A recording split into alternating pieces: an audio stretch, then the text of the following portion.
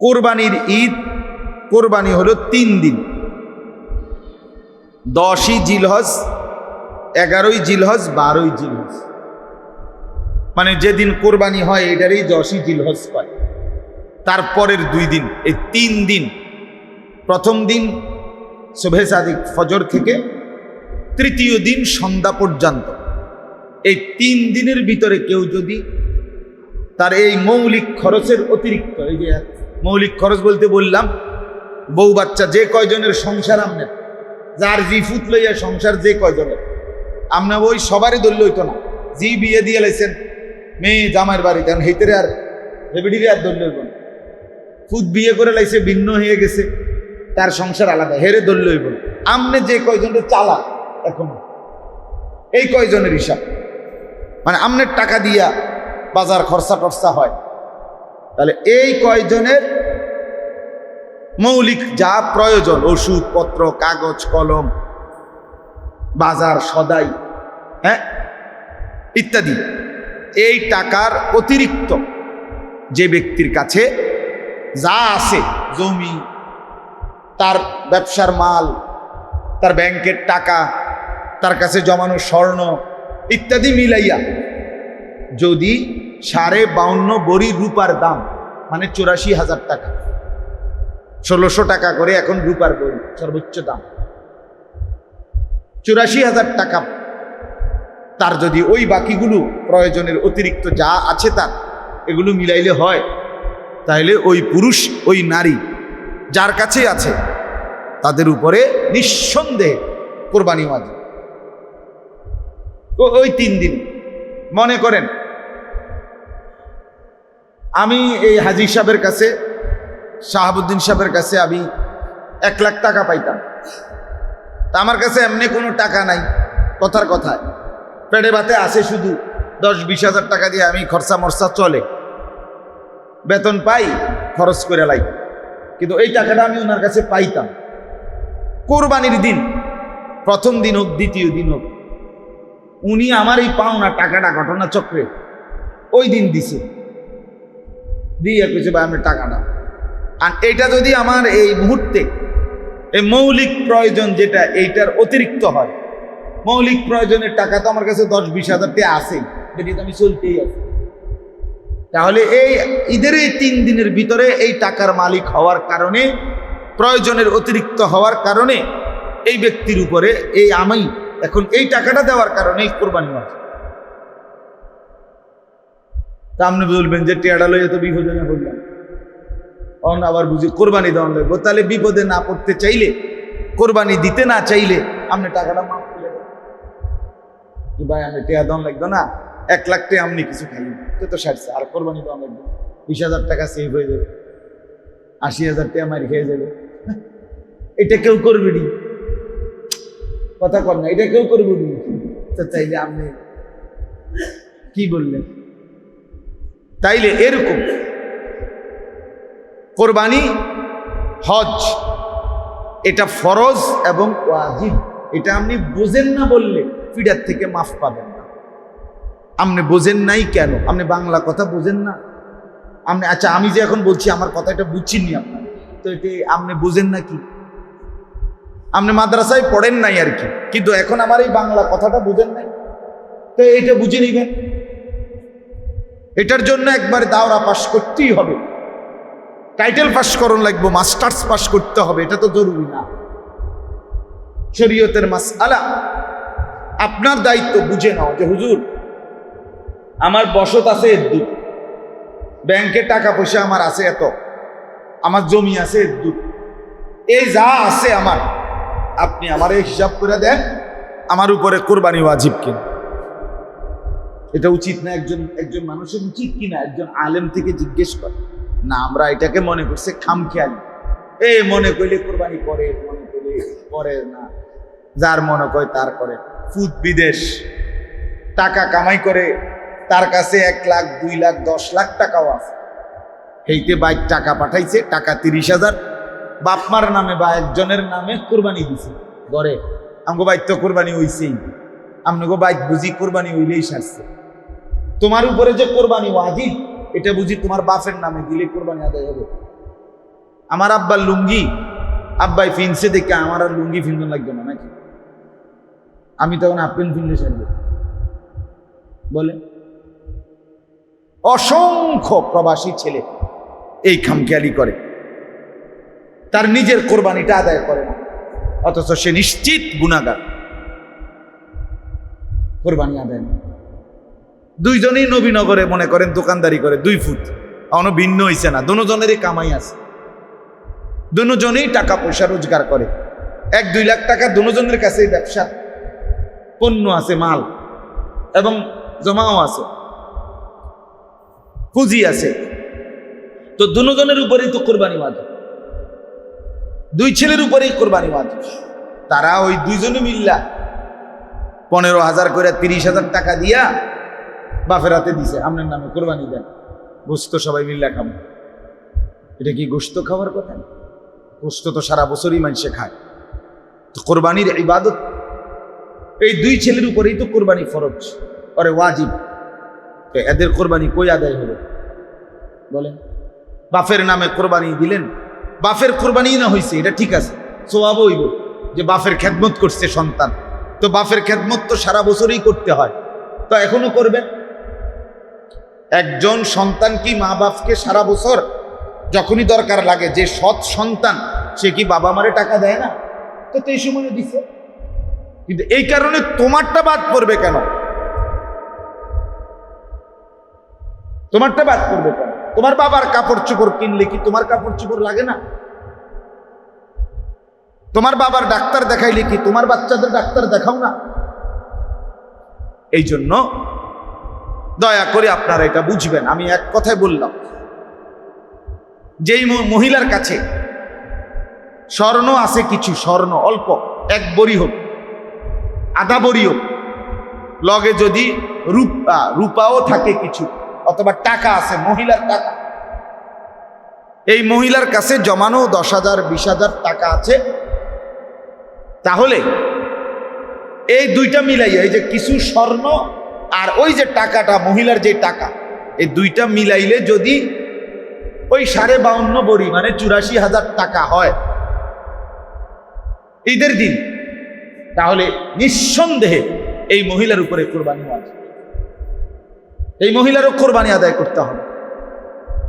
বলেন আমাদের সমাজে কি পরিমাণ মহিলার উপরে কোরবানি ওয়াজিব হয়? কই আদায় করে কে? খবর আসেনি কোনো? সবাই রুডিয়ে না খায়, মনে করে একজনে দিলে তৈল গোস্ত না কদ্দুর খাও, রুডিয়ে না খাও, এতজনে টোয়াই লইবনি। কি এতজনে টোয়াই লইবনি মানে?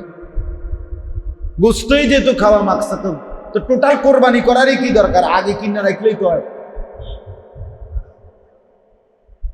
অথচ কোরবানি তো একটি ইবাদত, আলাদা বিষয়। রাসূলুল্লাহ সাল্লাল্লাহু আলাইহি ওয়াসাল্লাম বলেন, মান যাবাহা ক্বাবলা আস-সালাহ, যে ব্যক্তি কোরবানির দিন নামাজ পড়ার আগে, ঈদের নামাজ জবাই করে ফেললো প্রাণীটা,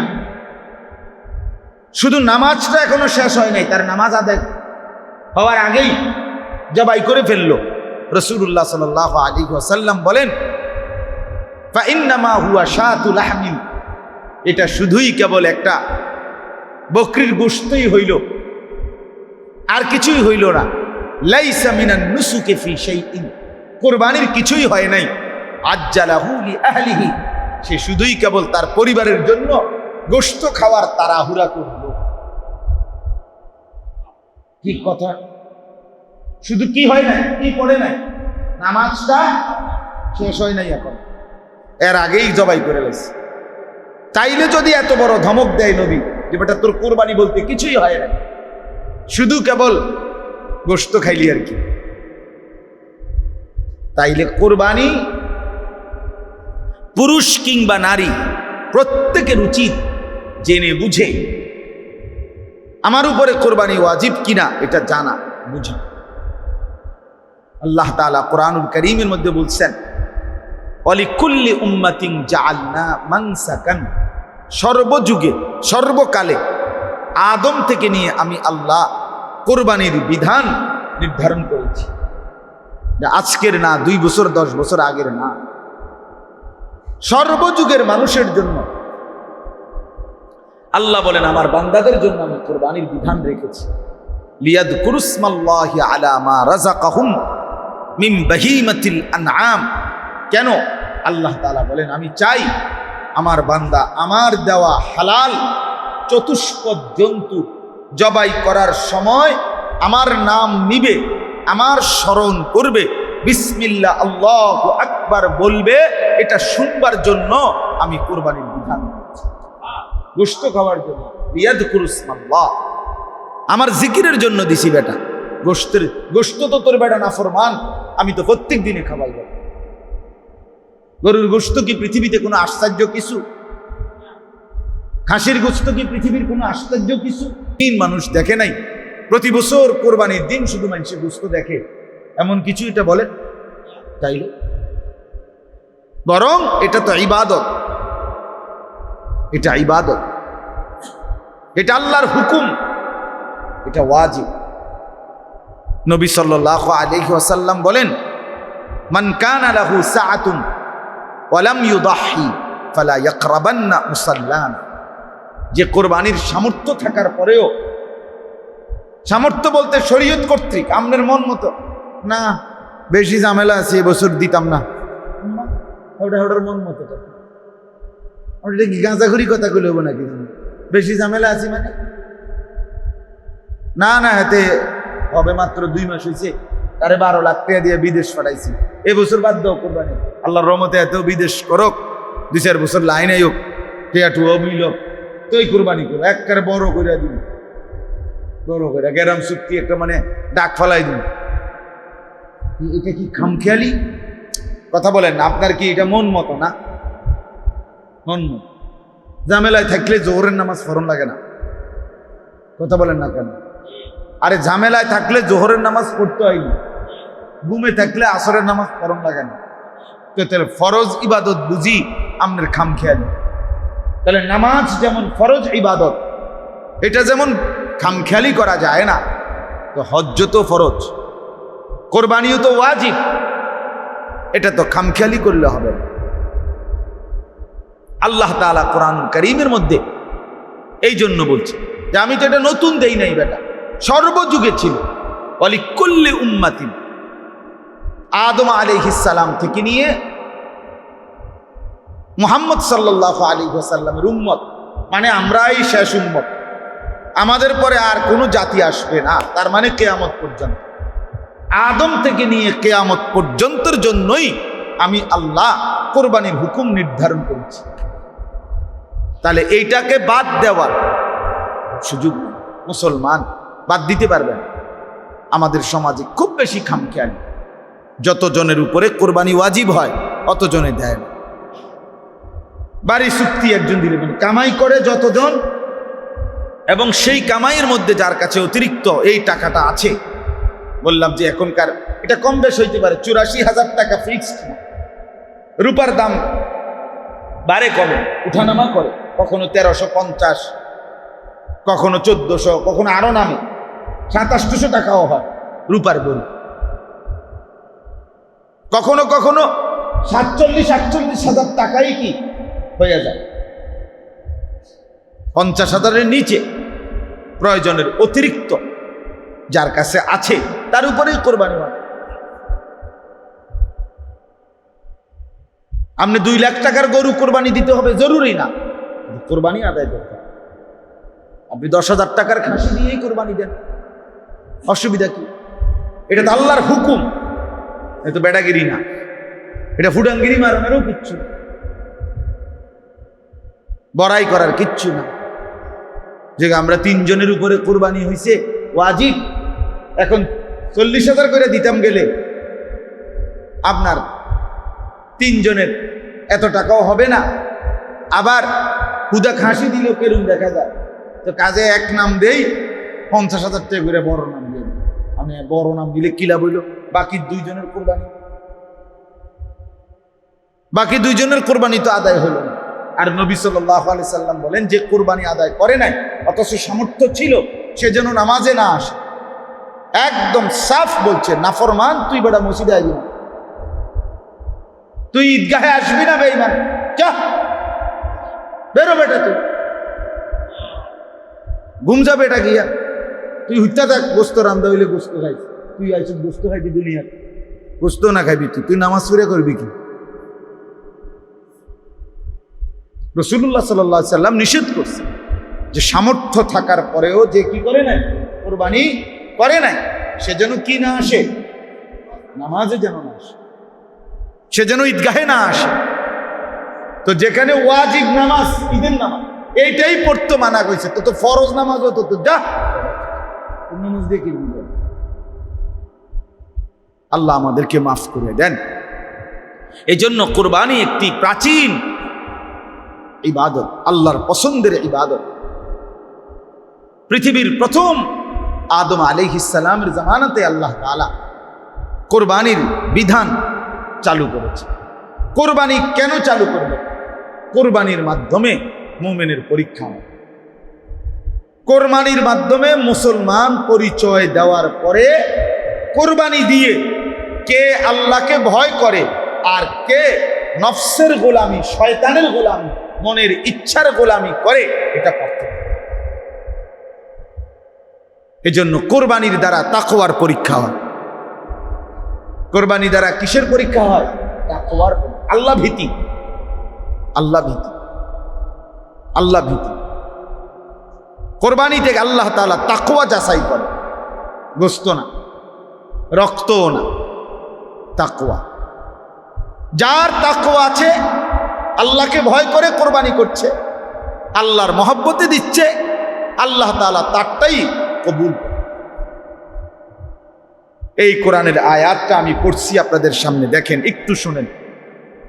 6 নম্বর পারা, 5 নম্বর সূরা, সূরায়ে মায়েদা। এই সূরার 27 নম্বর আয়াত। আল্লাহ তাআলা বলতেছেন, ওয়াতলু আলাইহিম নাবা আবনাই আদামা বিল হক।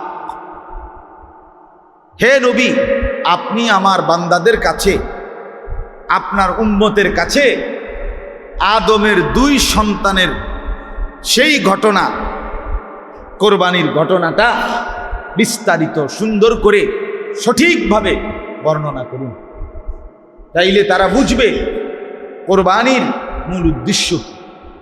ওই ঘটনাটা বললেই তারা বুঝে ফেলবে। তাহলে বোঝা গেল আল্লাহ তাআলা কোরবানির ঘটনা শুরু করাই দিছেন, নবীজিকে শুনাইতে বলছেন সেই আদম আলাইহিস সালামের জামানার ঘটনা। আদম আলাইহিস সালামের 2 পুত্র বিবাহ নিয়ে, আমি সংক্ষেপে বলতেছি, শুধু বিবাহ নিয়ে ঝগড়া লাগছে, বোনের বিবাহ নিয়ে। এই ঝগড়ার পরিণতিতে এই বোনটাকে কে বিয়ে করবে এটা সিদ্ধান্তের জন্য আল্লাহ তাআলা হুকুম তো দিছেন, আদম আলাইহিস সালামও বলছেন, কিন্তু একটা ছেলে কাবিল মানতেছে না, সে আল্লাহর হুকুমও মানে না, বাপের হুকুমও মানে না। তখন আল্লাহ তাআলা বলছে, ঠিক আছে আদম, নগদ পরীক্ষা হোক। তো এই পরীক্ষার জন্য উভয়কে বলো তাদের প্রিয় বস্তু আল্লাহর রাস্তায় কোরবানি করতে, সমর্পণ করতে। তখন ছিল নিয়ম, আমাদের প্রিয় নবী সাল্লাল্লাহু আলাইহি ওয়াসাল্লাম, তিনি তো কোরবানির জন্য নির্ধারিত প্রাণী নির্ধারণ করে দিয়েছেন। পূর্বের জামানায় কোরবানি ছিল নিজের উৎকৃষ্ট বস্তু, নিজের কাছে যেটা সবচেয়ে প্রিয় জিনিস, এরকম কিছু কোনো উঁচু জায়গায়, টিলা, পাহাড়, এমন কোনো জায়গায় রেখে আসা আল্লাহর জন্য, এইটাই ছিল কোরবানি। আর তখন আল্লাহর পক্ষ থেকে কুদরতি আগুন আইসা যেই কোরবানিটা, মানে যারটাকে জ্বালাইয়া দিত তারটাই গ্রহণ হইত, আর যারটা জ্বালাইতো না, পড়ে থাকতো যেমনেটা এমনে, তারটা পরিত্যক্ত, বাতিল, নগদ পরীক্ষা হয়ে যেত, নগদ চিহ্নিত হইত। তো আদম আলাইহিস সালামও তার 2 ছেলেকে বললেন, হাবিল কাবিলকে, তারা 2 জনও বললেন যে তোমরা তোমাদের প্রিয় জিনিস আল্লাহর রাস্তায় কোরবানি করো। এই প্রথম কোরবানি। হাবিল সে বকরি চড়াইত, সে সবচেয়ে উত্তম উৎকৃষ্ট একটি দুম্বা বা বকরি, সেটা সে আল্লাহর জন্য সমর্পণ করলো, কোরবানি করলো, মানে ওই পাহাড়ের নির্দিষ্ট উঁচু জায়গায় নিয়ে রেখে আসলো, বাইন্দা আসলো। আর কাবিল কৃষি কাজ করত, এই ধান গম এগুলো ফসল ফলাইতো। তো সে এগুলোর থেকে পচা চিড়া নষ্ট এরকম এক ফোজা নিয়া আপনার ওই পাহাড়ের উপরে রাইখে আসছে। তো আল্লাহ তাআলার পক্ষ থেকে হাবিলের কোরবানি বকরি বা দুম্বা জ্বালায়া দিছে, আর অটটা যথাস্থানে পড়ে রয়েছে। তো প্রমাণ হয়ে গেছে যে একজনের কোরবানি কবুল হলো, আরেকজনের কোরবানি কি হলো। এই জন্য মনে রাখতে হবে বাবা, প্রতি বছর কোরবানি তো হয়, আপনিও করেন আমিও করি, গোস্তও খায় সবাই, জোশও হয়, রুডিও খায়, আদম হোসেন সবই ঠিক আছে, কিন্তু আসমানে সবাইটা পৌঁছে। ওই যে আল্লাহ পরিষ্কার বলছে, অতএব গোশত খাওয়া হয় সবারই, কিন্তু কবুল এটা আল্লাহ তাআলার ফয়সালা, গ্রহণ করা আল্লাহই নেন নির্ধারিত শর্তের ভিত্তিতে। এজন্য কোনো ফাসিক তাকওয়া যার মধ্যে নাই, আল্লাহ ভয় গুনাহ থেকে বেঁচে থাকার মানসিকতা, তার কোরবানি কবুল হয় না। সাফ কথা। অপরাধ থেকে বাঁচার মানসিকতাই যার নাই, চুরির পর চুরি, ফাঁকি দিয়ে কোরবানির টাইম এসে কোরবানি করে, সুদের পর সুদ, ফাঁকি দিয়ে কোরবানির টাইম এসে ঠিক আছে দেবে না কোরবানিটা দেওয়া, সিটারির তালে সিটারি, বাটপারি, অবৈধ উপার্জন, 2 নম্বরই, এগুলো আগের দিনও বন্ধ নাই, পরের দিনও বন্ধ নাই। মাঝখান দিয়ে কোরবানি আইছে, দিলা গরু দিবা দেও, ছাগল দিবা দেও, মহিষ দিবা দেও, দিবা দিবা একটা মনে করে দেও, চাই এত তান এই, তাই এটা তো তাকওয়া হলো না, আল্লাহকে ভয় করে হলো না। আল্লাহ তাআলা এজন্য বললাম পরিষ্কার এখানে বলছে, ওয়াতলু আলাইহিম নাবা আবনাই আদম বিল হক ইজ কাররাবা কুরবানান। আল্লাহ বলেন এই যে কুরবান সরাসরি শব্দ, যখন 2 ভাই কোরবানি করলেন আল্লাহর জন্য, ফাতুকুব্বিলা মিন আহাদিহিমা, একজনের কোরবানি কবুল হলো, ওয়ালাম ইউতাকাব্বাল মিনাল আখার, আরেকজনের কোরবানি কবুল হয় নাই। তাহলে দুজনেই তাদের কাছে যা ছিল তা দিছে। এবারটার কাছে দুম্বা ছিল, দুম্বা দিছে, এবারটার কাছে কৃষি ফল আরে ফসল ছিল, সেটা দিছে। কিন্তু আল্লাহ বলেন একজনেরটা গ্রহণ হয় নাই, আরেকজনেরটা কি হইছে, গ্রহণ হয়েছে। তাইলে দুজনেই তো দিছিলেন, তা একজনেরটা হবে আরেকটা হবে না কেন? মূলত এইটার ভিত্তিতে না, দিলের ভিত্তিতে। কার দিলে আল্লাহর হুকুম পালনের প্রতি আগ্রহ আন্তরিকতা আছে আর কার মধ্যে নাই, কে আল্লাহর হুকুম মানে আর কে নাফরমানি করে, এটা আর কেউ না জানো, আল্লাহ তো জানো। আচ্ছা এবার ভাবেন তো, আমাদের এই জামানায় যদি এমন হতো, গরু জবাই করে, বকরি জবাই করে, এরপরে মনে করেন যদি সিস্টেম এমন হইতো, ফেলে আসতে হইতো কোথাও উঁচা জায়গায়, আর রাত্রিবেলা এসে আগুন পোড়ায় জ্বালাইতো যারটা, তো পরের দিন যার গরু জ্বালানো হয় নাই, ছাগল জ্বলে নাই, সে কি পরিমাণ লজ্জিত হইত, তার মানে সে কি পরিমাণ ধুর ধুর করত, সে কি পরিমাণ বেইজ্জতি হইত। হ্যাঁ, আল্লাহ তাআলা ইহসান করে আমাদের পুরা বিষয়টাই দুনিয়াতে আড়াল রাইখা হাসরের ময়দানে শোনাবে, এজন্য রাইখা দিছে। দয়া করছেন আল্লাহ তাআলা আমাদের। তাহলে আমরা আরো কি পরিমাণ আমাদের মধ্যে তাকওয়া আসা উচিত ছিল, যে আল্লাহ আমারে দয়া করে বাঁচাইছে, নগদ বেজ্জতি করার চাইতে। কিন্তু মুসলমান আমরা খামখেয়াল। এই যে দেখেন আল্লাহ বলেন একজনের কোরবানি কবুল হলো, আরেকজনের হলো না। তাহলে বোঝা গেল যুগে যুগে প্রত্যেক বছরই কোরবানি হয় সারা পৃথিবীতে, কিন্তু কারো কোরবানি কবুল হয়, কারোটা কি ক্বালা লা আকতুলান্নাক, যার কোরবানি কবুল হয় নাই, সে আক্রোশে কাবিল হাবিলকে বলল, আমি তোকে মেরেই ফেলব, আমি তোকে মেরেই ফেলব। এই কথার অর্থ হইল, বিয়ে আমি করবই, নারী আমি চাই। আমি আল্লাহর হুকুমও মানি না, বাপের হুকুমও মানি না, শরীয়তের বিধানও মানি না, আমি কিচ্ছু মানি না। আমার যেটা মন চাইছে আমি এটাই। এই হলো নাফরমান সন্তানের কথা। এই আজকে অসংখ্য সন্তান এমন নাফরমান। তার কথা হইল, আমি আমার মনে যা চাইছে আমি এটাই। ইসলাম বলছে মাথার চুল থেকে পায়ের নখ পর্যন্ত কোরআন সুন্নাহর আলোকে রসুলের তরিকায় সাজাও। তার কথা হইল না, ইসলাম কি আবার? রাসূলুল্লাহ সাল্লাল্লাহু আলাইহি সাল্লামের সুন্নাত সেটা আবার কি? কোরআনের হুকুম সেইটা আবার কি? বাপের সম্মান, আরে তোর বেটা ইসলামের মর্যাদা কিচ্ছুর কোনো হদিস, যা মন চায় তাই করছে। বাবারও হদিস নাই, মারও পাত্তা নাই। সন্তান মুসলমানের আজকে সংখ্যাগরিষ্ঠ সন্তান নিজের হাতে তুলে দিছে। 16 বছর, 18 বছর, 20 বছর এরকম ছেলে মেয়েদেরকে মুসলমানরা বর্তমানে সবাই, অধিকাংশ, অল্প কিছু বাদে অধিকাংশই তার হাতে তুলে দিছে। তার হাতে তুলে দিছে। তোর চুল তোর যেভাবে মন চায়, তোমার জামা তোমার যেভাবে মন চায়, তোমার শার্ট তোমার যেভাবে মন চায়, তোমার কথাবার্তা, তোমার নাস্তা, তোমার ঘুম, কখন উঠবা, কখন শুইবা, কখন খাইবা, কখন কি করবা, কিসের আল্লাহর হুকুম, কিসের রসুলের হুকুম, কিসের ইসলামের বিধান, তোর তার মতো।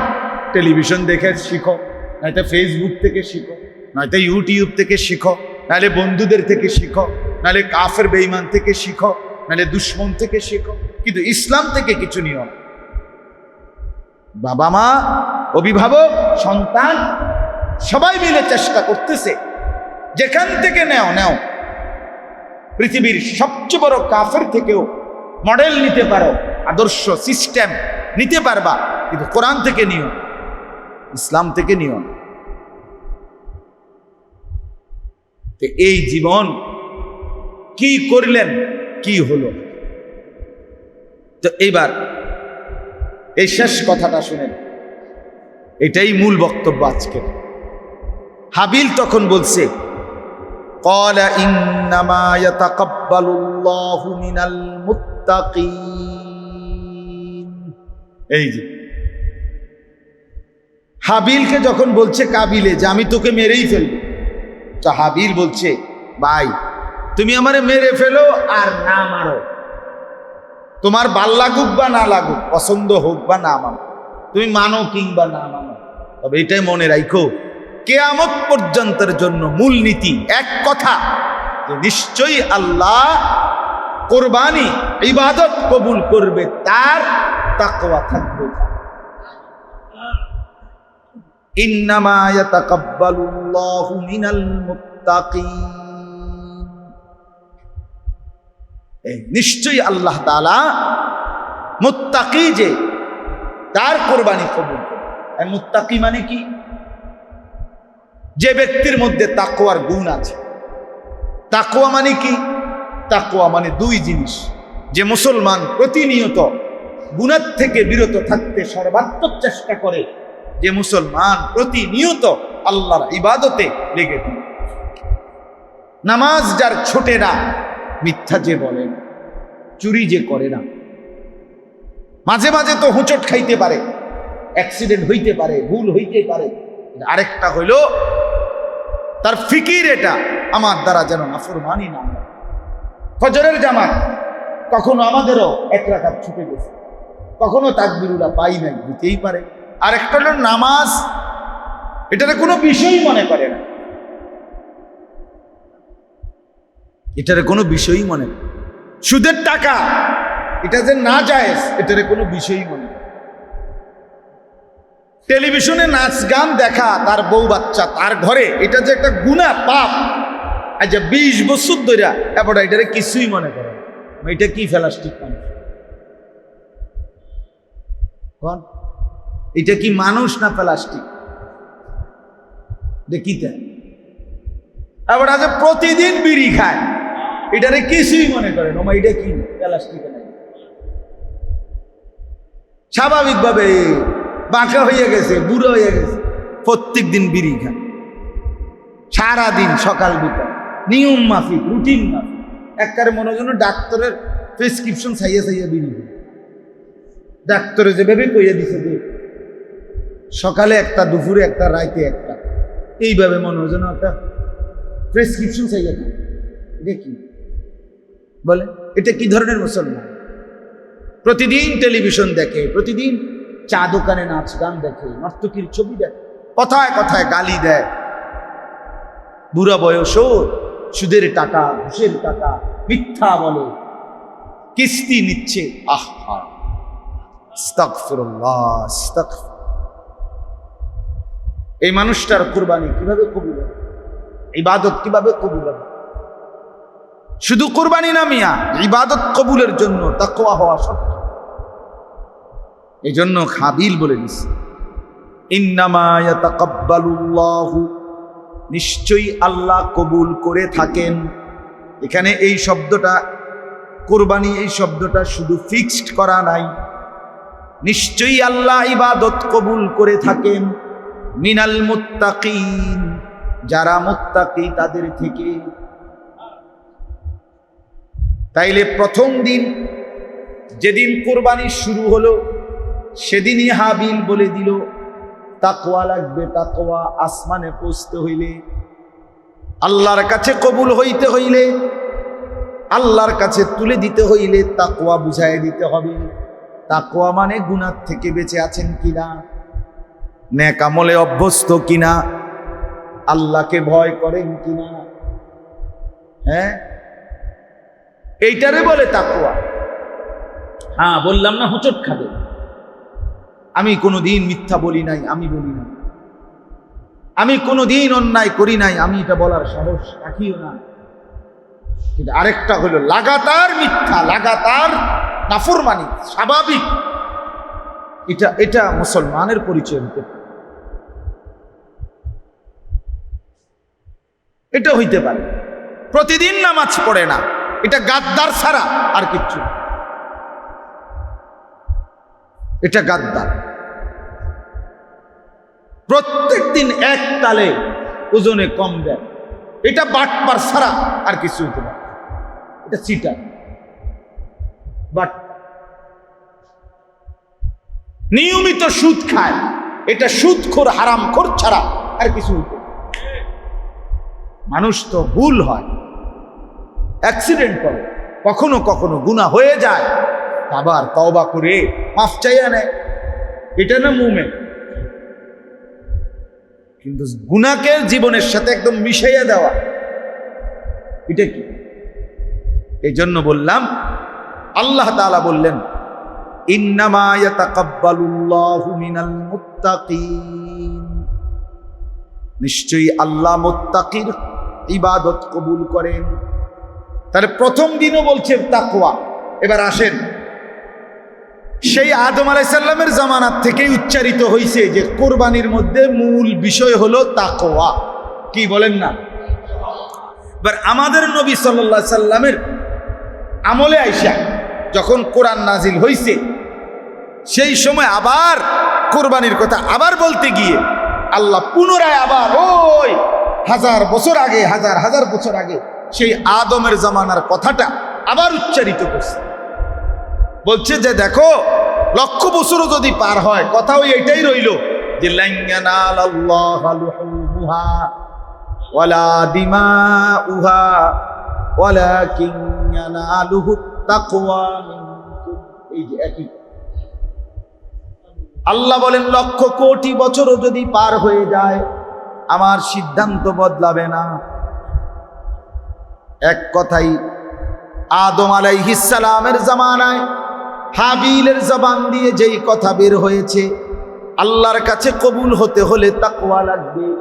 ঠিক আজকে আল্লাহ বলেন, বান্দা আজকেও আমি আমার বন্ধুর জামানায় আখিরি নবীর আমলেও কুরবানির বেলায় একই কথা বললাম, আমি গোশত নেব না, রক্ত নেব না, আমি শুধু তাকওয়া নেব।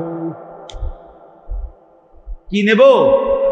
লান ইয়ানালাল্লাহা লুহুমুহা ওয়ালা দিমাউহা।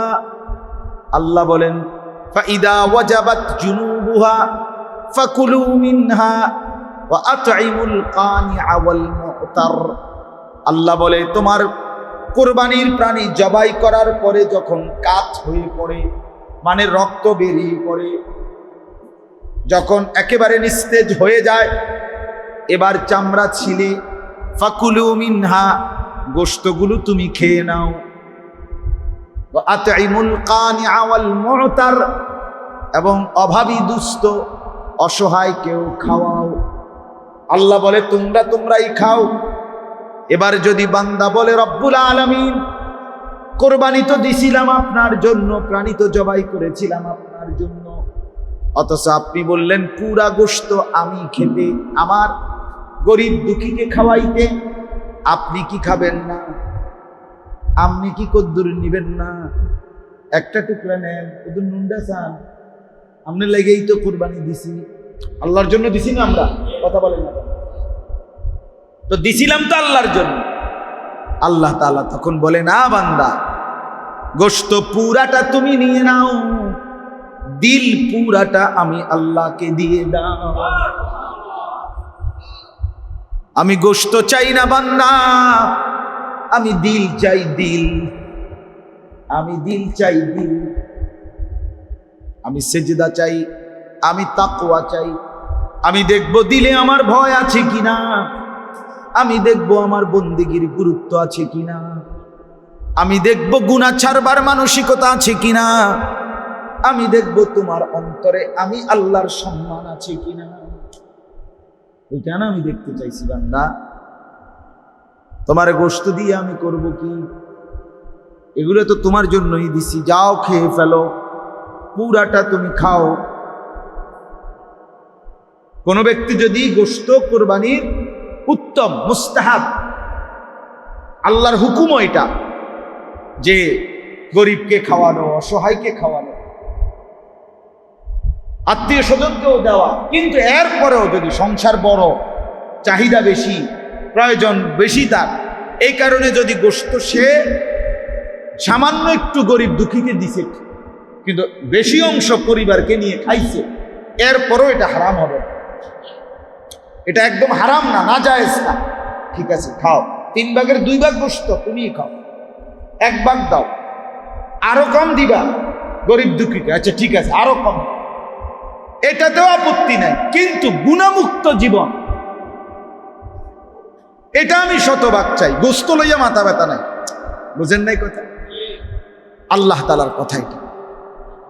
গোশত কম বেশ হইলে কিচ্ছু হইতো না, আমার এত আপত্তি নেই, মানে বলছিলাম 3 ভাগ করেও, আচ্ছা করো না, ঠিক আছে তুমি একটু বেশি খাও, যাও, নাহলে পুরোটাই খাও, তো তুমি, আমার কোনো আপত্তি নাই বান্দা, কিন্তু নাফরমানি করবা না।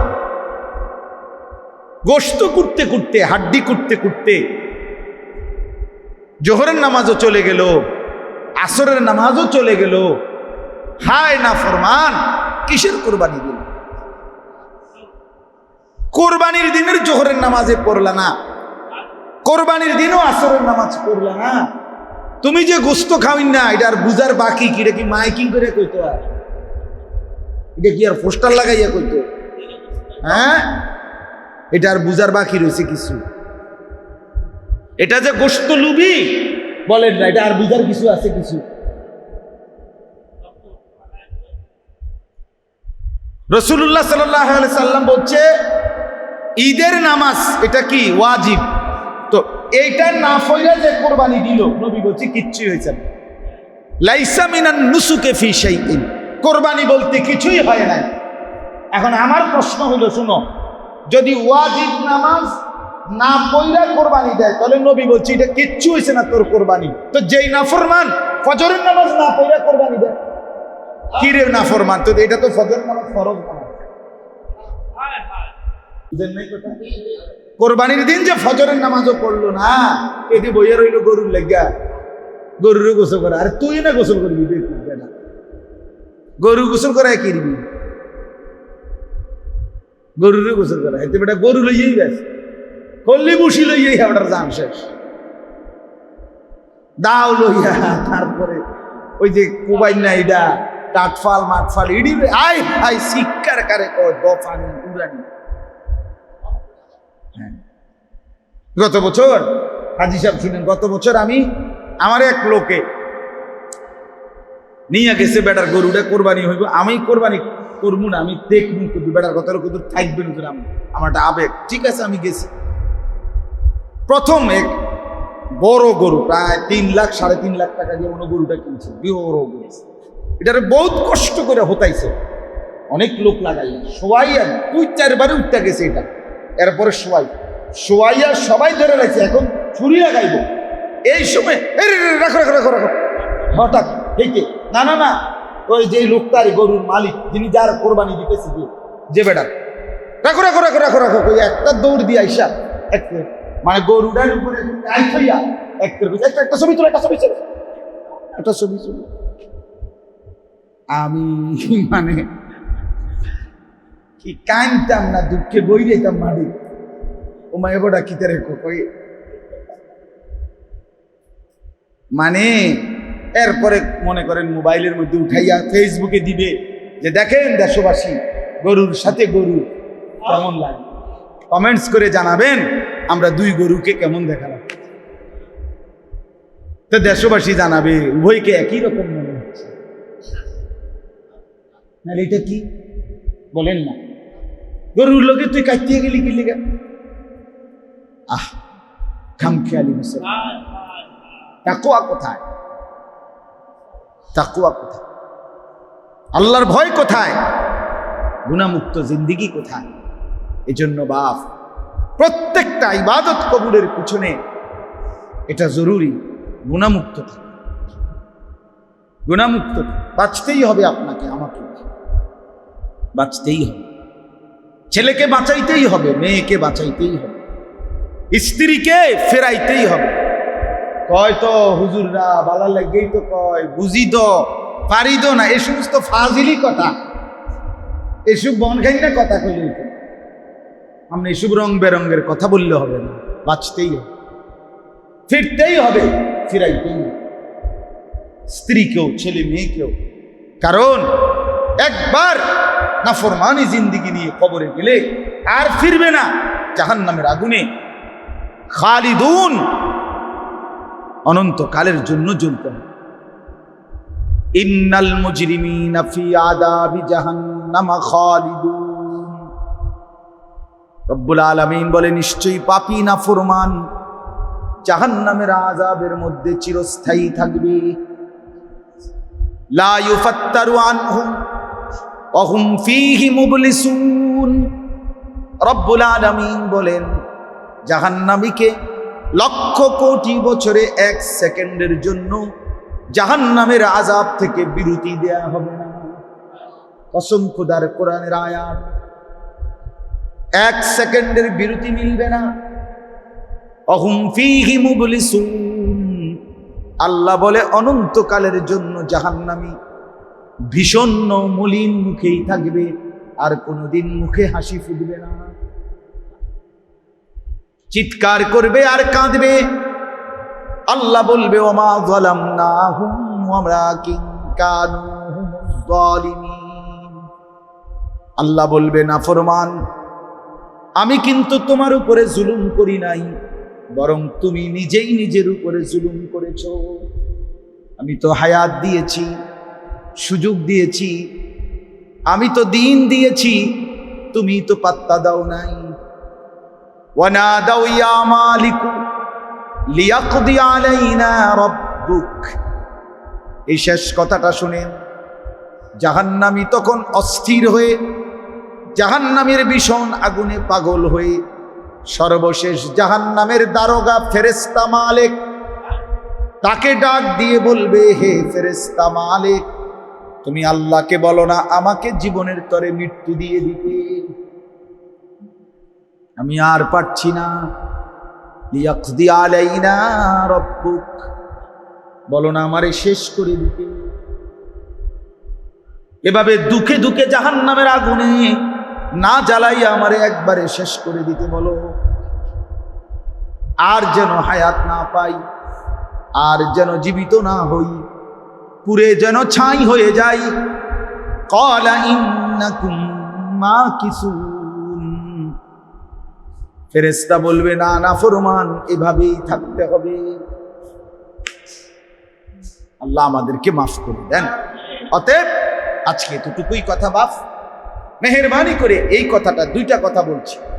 এক নম্বর কথা হলো, আপনারা যদি একজনও শোনেন আমার কোনো সমস্যা নেই, আমি সংখ্যার গোলামি করি না কোনোদিনও না।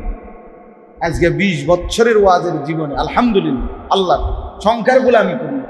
মানে শ্রোতা কতজন এটা আমার হিসাব নেই। গত বৃহস্পতিবার কথা শুনেন, গত বৃহস্পতিবারে আমি মাহফিলে যাব হোমনা তিতাসের দিন। আমার এক ঘনিষ্ঠ লোক ক্যান্টনমেন্টের, উনি আমারে জানাইছে যে ওনারা স্বামী স্ত্রী দুইজনে হজে যাবে, পরের দিন ফ্লাইট। উনি আমারে বলতেছে হুজুর আমার বিবির আশা, আপনি যদি পর্দার আড়াল থেকে সে হজে যাবে আমার সাথে, আপনারে 10টা মিনিট কথা যদি কদ্দুর নসিহত করতেন, তার একটা ইচ্ছা ওই বেটার বিবি।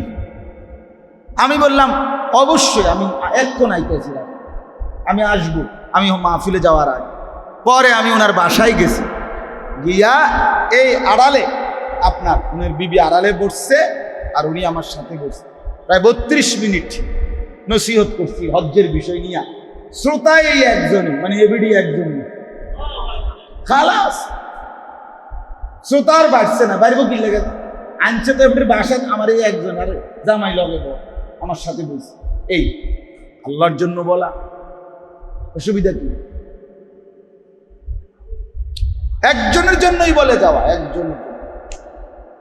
আমি এই মাত্র বলছি হাজী সাহেবের কাছে শুনে, এই ঘূর্ণিঝড়ের যেদিন, কোন দিন হলো ঘূর্ণিঝড়, গতকালকের আগের দিন যে ফুল বৃষ্টি, যখন সোমবার একেবারে পুরা বৃষ্টি হয়েছে কিনা বলেন মাগরিবের পরে, এই পুরা বৃষ্টির মধ্যে আলহামদুলিল্লাহ আল্লাহর দয়া, আল্লাহর ইচ্ছা, আমি 2টা মাহফিল ছিল আমার, 2টা বয়ান, দোনো মাহফিলেই আমি বয়ান করছি। এই ফুল বৃষ্টি প্রথম যেখানে বয়ানে গেছি, এখানে মসজিদের ভিতরে একটা সৌর বিদ্যুতের ছোট্ট কদ্দুর লাইট ও কোনা লাগানো, আর এই শ্রোতা মনো 70-80 জন মানুষ বসছে, সদর দক্ষিণ কুমিল্লা। কেউ রে আমি দেখি নাই, মানে চেহারা কারোই দেখা যায় না, আন্দাজ ওই শুধু কোনার একটা সৌর বিদ্যুতের লাইট, ছোট্ট লাইট কদ্দুর জ্বলে। আমি পুরা 1.5 ঘন্টা এই অন্ধকারে বয়ান করছি। আমি বললাম যে পরে এক সময় আপনারা আমার সাইয়া লইয়েন, অনওয়াজ সময় আন্ধারে ওয়াজ।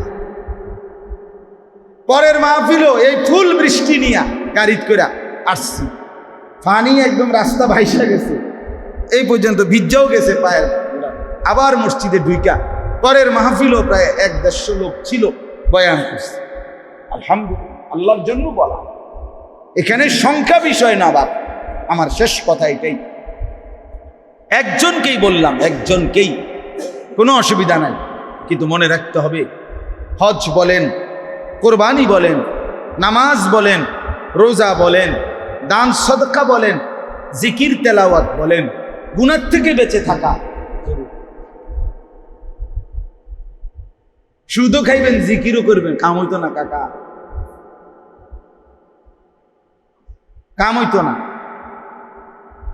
কোরবানিও করবেন, আবার মিথ্যাও বলবেন, হারামও রোজগার করবেন, হবে না, হবে না, আল্লাহ নেবে না। তাকওয়া ছাড়া, গুনাহ থেকে বেঁচে থাকার চেষ্টা ছাড়া আল্লাহ নিবে না। হ্যাঁ, যদি বলেন তো একেবারে 24 ঘন্টা সারা জিন্দিগি গুনাহ থেকে বেঁচে থাকবো কিভাবে? এই জন্যই তো বলছি, হোঁচট তো খাবেই। একটা হলো হোঁচট খাওয়া, অ্যাক্সিডেন্ট করা, আরটা হলো বেটকি দিয়ে হইয়া দাও, ব্যতীত কথা বলে। ভুল তো হবেই, গুনাহ তো হবেই, আমি আপনি তো হোঁচট খাবই, কিন্তু আবার উঠে দাঁড়াইতে হবে, তওবা করে মাফ চাইয়া আবার শুরু করতে হবে ইবাদত। কিন্তু গুনাহ এবং নাফরমানির উপরে যদি কেউ লাগাতার লেগে থাকে, তার ইবাদত কবুল হয়। আল্লাহ আমাদের প্রত্যেককে গুনাহ থেকে বাঁচবার তৌফিক দান করেন। তাকওয়া, মুত্তাকি, এই সবক আল্লাহ যেন আমাদের প্রত্যেকের ভিতরে দান করে, আমরা যেন সবাই তাকওয়াবান হতে পারি। আজকের এই সংক্ষিপ্ত মজলিস আল্লাহ তাআলা যেন কবুল করে নেন। আমার কথা এটাই, এই মাদ্রাসা মসজিদ আসলেই বাস্তবতা হলো, আমি ব্যক্তিগতভাবে এরকম অসংখ্য মাহফিল আছে বা সত্য কথা যেটা, ফুটাঙ্গিরির জন্য না, এমনি বললাম, বহু মাহফিল আছে যারা 2-4-6 বছরও মিলাই আমারে নিতে পারেন, আমরা যাইতে পারি, সুযোগ দিতে পারি, কিন্তু আমি এখানে বারবার আসি, ছোট বড় যখন যেই মজলিস। আমি এখনো বলছি, গ্রামবাসী শতভাগ যদি কদর করতো এই মাদ্রাসাকে, শতভাগ যদি আন্তরিকতা নিয়ে আমরা সবাই আগাইতাম, আরো ভালো হইত, আরো ভালো হইত, গ্রাম আলোকিত হইতো। অসংখ্য এখানে হাফেজে কোরআন আরো ভবন দরকার, আরো জায়গা দরকার, আরো দরকার। হায় মুসলমান, এটা যদি আমরা না বুঝি তো আমরা বুঝবেন অচিরেই এগুলো সারা রাত বললেও শেষ হবে না।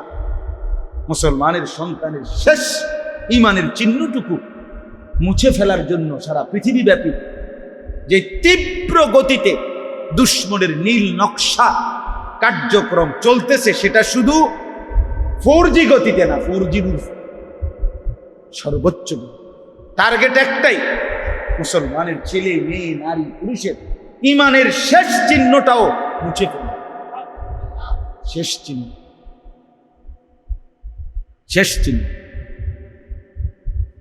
যে ছেলেটা 12 বছরের জীবনে কোনোদিন রাসূলুল্লাহ সাল্লাল্লাহু আলাইহি সাল্লামের তরিকায় একবারও চুল কাটাইলো না, মনে করেন সে কি আর কোনোদিন বলতে পারবে যে চুল কাটার মধ্যে নবীর তরিকা?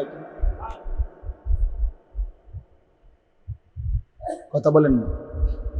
যে ছেলেটা যে ঘরে যে জীবনে 16 বছরে কোনোদিন তারা সুন্নত তরিকায় খানা খাইলো না, তারা কি আর কোনোদিন বলতে পারবে, তাদের ছেলে মেয়েরা বলতে পারবে পরবর্তীতে এই সুন্নাত কি?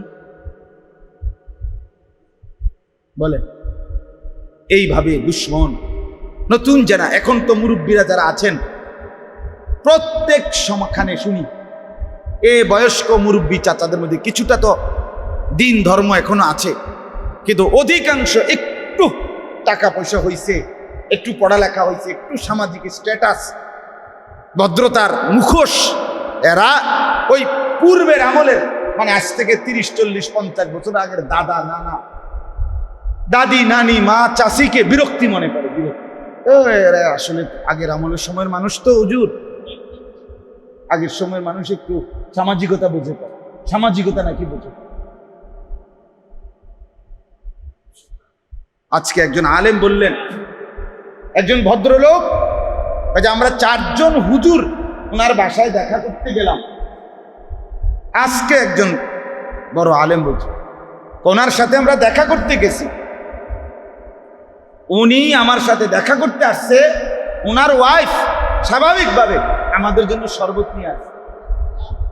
কয় যে আমরা যখন মাথা নোয়ায় ফেললাম, তো ওই ভদ্রলোক বলতেছে, শি ইজ মাই ওয়াইফ। অসুবিধা কি আপনার? মানে শি ইজ মাই ওয়াইফ, মানে উনি অবাক হয়ে গেছে, আরে এটি কি হুজুর? এটা তো আফ্রিকার জঙ্গলে না, মানে হুজুর না হইল কি আফ্রিকার জঙ্গলে? She is my wife, she is my wife, অতএব এটা সবার ওয়াইফ হয়ে গেছে নাকি? আমনের বউ তো আমরা কি অস্বীকার করছি? তো আমনের বউ দেখতেই তো আমার লাগে সমস্যা। কথা বুঝছেন? কোথায় বুঝছেন? একজন আলেমে দ্বীন হুজুরকে মহিলা সরাসরি এসে শরবত নিয়ে আসবে, তার মানে কোথায় দিন, কোথায় শরীর? আল্লাহ আমাদেরকে মাফ করে দেন। এই জন্য বললাম, দয়া করে এই আপনাদেরকে বলছি, নিজের স্ত্রী, ছেলে মেয়ে, এদের ঈমান আমলের ফিকির করেন, সন্তানকে দিন শিখান, ছেলে মেয়েকে দিন শিখান, নিজেরাও শেষ বয়সে দিন ঈমানের মেহনত করেন, ফিকির করেন, ওলামায়ে কেরামের কাছে আসেন, বসেন, ওযু নামাজ গোসল জিকির তসবিহ তেলাওয়াত আরো সুন্দর করা যায়। কিভাবে সুন্দর করে, ঠিক করে, কোথায় কোথায় ভুল আছে নিজের শেষ বয়সে আরেকবার একটু শুধরাইয়া কবরে সূরা ভুল, কেরাতে ভুল, আত্তাহিয়াতুতে ভুল, দোয়ায়ে কুনুতে ভুল, এত ভুল নিয়ে কবরে গিয়া কষ্ট পাই। অশুদ্ধ নামাজ নিয়ে কবরে গিয়ে দেখবেন কিচ্ছু আইছে না ওজন। সূরা কেরাত যার অশুদ্ধ তার নামাজ হয় না।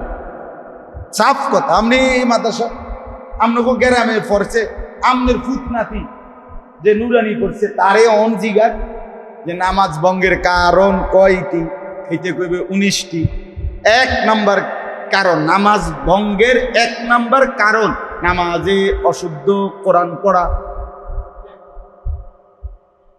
অশুদ্ধ কি পড়া? তাহলে যার সূরা কেরাত অশুদ্ধ তার নামাজ হবে। এটা 1 নম্বর নুরানির মানে নামাজ ভঙ্গের 1 নম্বর কারণ। তাইলে আল্লাহ আমাদেরকে মাফ করে দেন। আজকের এই মজলিসকে আল্লাহ তাআলা কবুল করে নেন। ছোট্ট হলেও আল্লাহ তাআলা এর মধ্যে যেন ভরপুর বরকত দেয়। মাদ্রাসাটা আল্লাহ যেন কবুল করে। আমি থাকি আর মাওলানা ইলিয়াস থাকুক আর হাজী শাহাবুদ্দিন থাকুক আর যেই থাকুক, একদিন দেখতে দেখতে আমিও নাই, সেও নাই, তিনিও নাই, আপনিও নাই। এটা কোনো বিষয় না এবং এটা কোনো আশ্চর্য কথাও না। আপনি চলে যাবেন এটা কোনো অবাক কিছু না। চলে যাবেন এটাই স্বাভাবিকতা, ঠিক কিনা বলেন না কেন? অতএব দোয়া করতে হবে আল্লাহ যেন যুগ যুগ ধরে মাদ্রাসা টিকায় রাখে। আপনাদের নিরাপত্তা, আপনাদের ভালো, আপনাদের কল্যাণ আল্লাহ কবুল করেন। এই মুহূর্তে হজ এবং কোরবানির মৌসুম। তো আমরা আল্লাহ তাআলা যাদেরকে শরীয়ত কর্তৃক নির্ধারিত সম্পদ মালিকানা দিয়েছেন তারা আলহামদুলিল্লাহ আল্লাহর ঘরের উদ্দেশ্যে হজ্জে ইতিমধ্যে রওনা হয়ে অনেকেই পৌঁছে গেছেন, অনেকেই যাচ্ছেন। তো এই হজ্জের বিধানের সাথে সাথে আরেকটি গুরুত্বপূর্ণ বিধান, সেটা হলো কোরবানি। এটা সারা পৃথিবীর মুসলমান নিজ নিজ অঞ্চলেই আল্লাহ পাকের এই হুকুমটি পালন করে থাকে। এই জন্য কোরবানি এবং হজ, কোরবানিটা ওয়াজিব, হজ ফরজ। আর ফরজ ওয়াজিবের ব্যাপারে গাফলতি করতে নাই, অবহেলা করতে নাই। ফরজ ওয়াজিব ছেড়ে দেওয়ার বিষয় না। ফরজ ওয়াজিব আপনার আবেগ না, যে শুধু আমার মন চাইলে করলাম, ভাল লাগলে করলাম, ভাল লাগলে করলাম না, এই বিষয়টা এমন না। যেটা ফরজ, যেটা ওয়াজিব, সেটা কষ্ট হোক আর পেরেশানি হোক আপনাকে করতেই। যেমন মনে করেন কোনো ব্যক্তির উপরে শরীয়ত কর্তৃক নির্ধারিত সম্পদের মালিক হওয়ার কারণে হজ যদি একবার ফরজ হয়, তাহলে এই হুকুম আর মৃত্যু পর্যন্ত বাদ যায় না। মনে করেন 2024 সালে আপনার কাছে হজ্জের ফরজ হওয়ার মতো টাকা ছিল, সম্পদ ছিল, জমি ছিল। কোন মুসলমানের কাছে তার সংসারের মৌলিক খরচ, মনে করেন 6 জন, 7 জন, 8 জন বিবি বাচ্চা, বাজার সদাই, ওষুধপত্র, কাগজ কলম, গ্যাস, বিদ্যুৎ, পানির বিল, এই যে খরচটা 1.5-2 মাসের হজে যাওয়া আসা থাকা, এই সময়টুকু খরচ আর হজের খরচ মনে করেন এখন 7 লাখ, তো আরো পরিবারের খরচ হলো 2 লাখ, এ ধরে নিলাম, তো 9 লাখ, ধরেন না 10 লাখ। তো কোনো ব্যক্তির বসত বিটা, এটার মধ্যে সে থাকে, এইটার অতিরিক্ত তার কাছে যা আছে সেইটা যদি আলগা জমি, খেতে জমি আছে, ফসলের জমি, চাষবাসের জমি, অথবা রাস্তার পাশে জমি কিনে রাখছে, চাষাবাদ করে না ঠিক, এমনি আছে জমি, অথবা বসত ভিটার অতিরিক্ত আরো ভিটা আছে, ভিটি আছে, বাজারে ভিট আছে, ব্যবসা আছে, তাইলে এই সবগুলো মিলাইয়া হোক অথবা যে কোনো একটা দিয়ে হোক, তার মৌলিক প্রয়োজন, সংসারের খরচ আর এই হজ্জের টাকা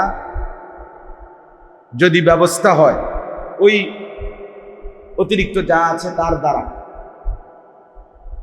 এবং ফিরে আসবার পরে বাকিটুকু দিয়ে সংসার চলবে, এই ব্যক্তির উপরে নিঃসন্দেহে হজ করা ফরজ। আপনি এমনি বুঝেন, আমি এমনি ভাঙ্গিয়া বুঝাই, একটা উদাহরণ দিলে বুঝবেন। মনে করেন আমি আনিসুর রহমান, আমার মোট ফ্যামিলির সদস্য 6 জন, আমি সহ, আমি, আমার বিবি আর আমার ছেলে মেয়ে আছে 4 জন, তাহলে 6 জনের। তো আমার যদি এমন হয় যে আমার যে বাড়িটা যেটাতে আমি থাকি এটা বাদ দিয়া ও আমার আলাদা খেতে বা যেখানেও 10 শতক জায়গা আছে, এই 10 শতক জায়গার একাংশ 3 শতক বা 4 শতক যদি বিক্রি করে এক অংশ আর ওই সংসারের 1.5-2 মাসের খরচ এবং হজের খরচ হয়ে যাবে। মনে করেন 3 লাখ টাকা করে শতক, তো 3 শতক বেচলেই 9 লাখ, তাহলে এই 9 লাখ টাকা দিয়ে 1.5-2 মাসের বউ বাচ্চার বাজার খরচও হবে, আবার হজের টাকাও হবে। আর অতিরিক্ত যে আরো এই 10 শতক এই জায়গাটার মধ্যে আরো কতদূর জায়গা রয়েছে না, কথা বলেন না, এইটা দিয়েই ফিরে আসার পরে সংসার চলবে ওই বাকিটুকু জমি দিয়ে। তাহলে শুধু এইটুকু জমি যারা আছে আলগা, ঘরের বাড়ি বসতের অতিরিক্ত, আর যদি বাজারে দোকানও না থাকে, একটা টাকাও না থাকে, ফুদ বিদেশ নাই, অন্য আর কিছুই নাই, শুধু এইটুকু জমি আছে, যে জমির একাংশ বিক্রি করলে হজের টাকা, সংসারের এই কয়দিনের খরচের টাকা হবে, আর বাকিটা দিয়া আইয়া সারলে আবার চলবে, তাহলে নিঃসন্দেহে এই মুসলমানের উপরে হজ ফরজ। বলেন তো কি পরিমাণ মুসলমানের উপরে হজ ফরজ? বল, আমাদের গ্রাম অঞ্চলের মুসলমান বাচ্চা ছাড়া খামখেয়ালি করে, এটা মস্কারি মনে করে এটা নফল ইবাদত, মাগরিবের পরে 6 রাকাত তাওয়াবি পড়লে পড়লাম, না পড়লে না, এটা খামখেয়ালি, এটা তো ফরজ ইবাদত। ফরজ ইবাদতে তো খামখেয়ালি চলে না। নবী সাল্লাল্লাহু আলাইহি ওয়াসাল্লাম বলেন, যে ব্যক্তি হজ ফরজ হওয়ার পরেও হজ না করে মৃত্যুবরণ করলো, সরাসরি হাদিস, নবী সাল্লাল্লাহু আলাইহি ওয়াসাল্লাম বলেন, সে হয় ইহুদি হয়ে মরুক, নয়তো খ্রিস্টান হয়ে মরুক, মানে তুই বেঈমান হয়ে মর, বাকি মুসলমান হয়ে মরবি। হ্যাঁ, তো বেঈমান হয়ে মরুক, তাহলে এবার বলেন তো তার সুপারিশ নবী সাল্লাল্লাহু আলাইহি সাল্লামের কাছে হাসরের ময়দানে সুপারিশটাই দিতে হবে। হাউজে কাউসারের পানি মিলবে কিভাবে বলেন? কিতাবে স্পষ্ট আছে, আমার কাছে গাড়িতেও কিতাব আছে, হযরত ওমর রাদিয়াল্লাহু তাআলা আনহু সরাসরি কিতাবে হাদিসে আছে, তিনি হজ ফরজ হওয়ার পরেও যে হজ করে নাই, তিনি বলতেন যে আমার মন চায় তার উপরে অমুসলিম ব্যক্তির উপরে যে ট্যাক্স ধার্য করা হয়, আমি তার উপরেও সেই পরিমাণ ট্যাক্স ধার্য করব। কেন? তিনি বলতেন, মা হুম বি মুসলিমিন, মা হুম বি মুসলিমিন, তারা মুসলমান নয়, তারা মুসলমান নয়। 2 বার বলছে। বলেন, এই জন্য বললাম অনেক শতকরা আমাদের সমাজের 90% মুসলমানের উপরে হজ ফরজ। এই 10-20 শতক জমি নাই এমন মুসলমান কয়জন? কথা বলেন না। জমি জমা নাই তো খামখেয়ালি করে ফুদ বিদেশে পাঠাইছি, তে যদি পাঠাইতো হুজুর তাহলে গেলাম হুজুর, হেতে যদি করতো টেয়া টুয়া দিত, তার বাপেরা যদি করতো হজ করাইতো। হ্যাঁ, জিভুত মানুষ করছি। কিতা জিভুত মানুষ করছেন আপনি? বুধ কারো ছেলে বিদেশ পাঠাইলেই এটা বুঝি মানুষ করা হয়ে গেছে? বলেন না। আপনি বুঝি এই ফুদ বিদেশ পাঠাইছেন মানে ভূত মানুষ করলেছেন? আপনি একটা বিল্ডিং করছেন ভাই, তার মানে আপনি জিভুত মানুষ করলেছেন? তো এটা কি কথা হইল যে জিভুত মানুষ করছি? এই জন্য এটা গুরুত্বপূর্ণ বিষয় যে মুসলমানের কাছে তার মৌলিক প্রয়োজনের অতিরিক্ত হজ্জের খরচ বাকিগুলো দিয়ে ব্যবস্থা। অথচ একটা মানুষের কাছে জমি আছে, বাজারে ভিট আছে, দোকানদারি করে, সেখানে ব্যবসার মাল আছে, ব্যাংকে টাকা জমা আছে, কত দিক দিয়ে টাকা মিলাইল সহজেই এই পরিমাণ সম্পদের শরীয়ত যে দূর বলছে দূর হয়। কিন্তু খামখেয়ালি। এই জন্য বললাম হজ একটি ফরজ ইবাদত। একে তো এই কারণে গুরুত্বপূর্ণ, ফরজকে খামখেয়ালি মনে করলে হয় না। 2 নাম্বার হলো হজ ইসলামের মৌলিক 5টি ভিত্তির একটি, এটা একটা খুঁটি। খুঁটি ফেলায় দিলে ভবন টিকে না। এই ফিলার ভাঙ্গা লাইলে মানে খুঁটিটা, এগুলা 4টা খুঁটি, এগুলো সরাইয়া ফেললে ছাদ টিকবে না। এজন্য যে খুঁটি সরাইয়া ফেলে তার ইসলাম টিকে না। এজন্য হজ্জের হুকুম গাফলতি করতে নাই। 2 নাম্বার হলো হজ না করার শাস্তি ভয়ানক। এই যে ইহুদির মৃত্যু, খ্রিস্টানের মৃত্যু, বেঈমানের মরণ, তাহলে আপনি তো জীবনভর মনে করছেন রোজা নামাজ পড়ে আপনি অনেক কিছু করছেন, কিন্তু আপনার উপরে হজ ফরজ ছিল, কিন্তু ওই টাকার লোভে চললে নামাজ পড়ছেন, ঠিক আছে, কিন্তু টাকার বিষয় আসছে আর আপনি বোঝেন না। আপনি এসে জিমান, হ্যাঁ হজুর এটা আমরা কে এত কিছু বুঝিনি 100 বার বুঝছেও ইচ্ছা করে মাতে না, বোঝেন নাই কথা। লোভী, টাকা সম্পদ, টাকা খরচ করতে চায় না, অথচ সেই টাকা তো জিফুত খাইয়েই লেগেছে। কেউ না কেউ দুনিয়ায় টাকা তো নিয়েই গেছে। একজন মানুষ প্রথম বছর যেই টাকা রোজগার করছে 30 বছর পর্যন্ত ওই টাকাটা তো তার পকেটেই রয়েছে নাকি? কথা বোঝেন নাকি? আমি 2004 সালে চাকরি নিছি, তো এই মাসে যেই বেতন পাইছি ওই বেতনের টাকাটা মনে আছে তো আমার কাছে। তো শেষ পর্যন্ত কোনো না কোনো সুরতে কাউ না কেউ জন্য খরচ হয়ে যায় কিনা, তো আমার আখেরাতের জন্য, নিজের জন্য খরচ হলে সমস্যা কি?